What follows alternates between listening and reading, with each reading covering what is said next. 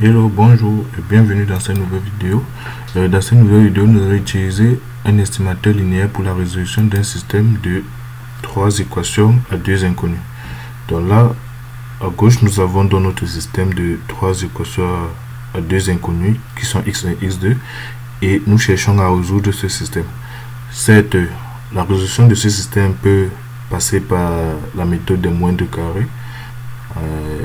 Mais cependant, comme nous voulons une valeur donc d'estimation sur l'erreur de l'estimé x, donc nous allons passer par la méthode linéaire.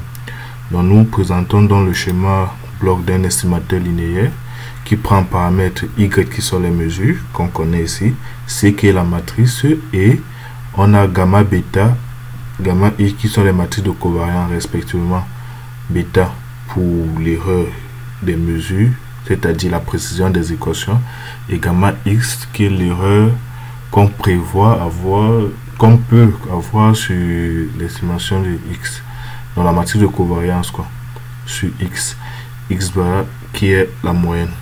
Donc dans notre code ici là à droite, donc nous avons x bar que nous prenons à 0, 0, 0 pour l'instant.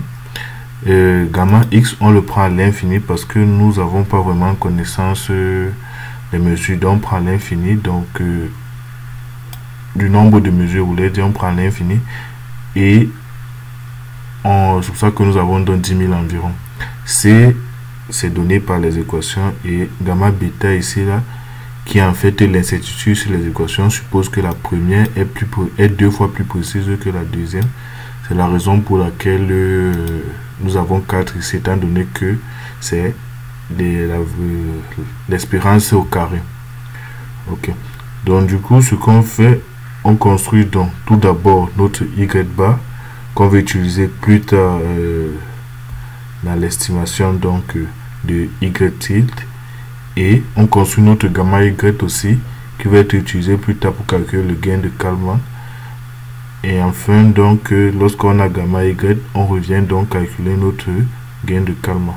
Ceci nous permet de calculer donc x estimé, comme ceci, par la formule de l'estimé là-haut.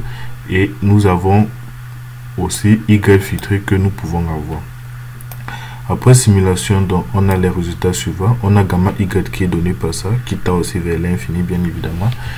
Et on peut avoir notre x estimé qui est donné là. Vous voyez, on obtient une bonne résolution plutôt.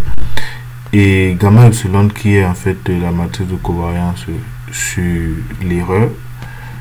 On voit donc que on a l'erreur sur x en fait qui est donc plus importante sur l'erreur sur x2. Donc sur x1 est plus important sur l'erreur sur x2. Et nous avons donc y filtré qui est là, qui se rapproche du y qu'on a donné dans les équations, mais qui a reçu un filtre. Et là on peut avoir le résidu qui révèle et qui témoigne du fait que la première équation est plus importante que la deuxième. Donc c'est comme ça qu'on peut utiliser en fait un estimateur pour résoudre une équation donc dont le nombre d'équations est supérieur au nombre d'inconnus. Merci et à bientôt pour une nouvelle vidéo.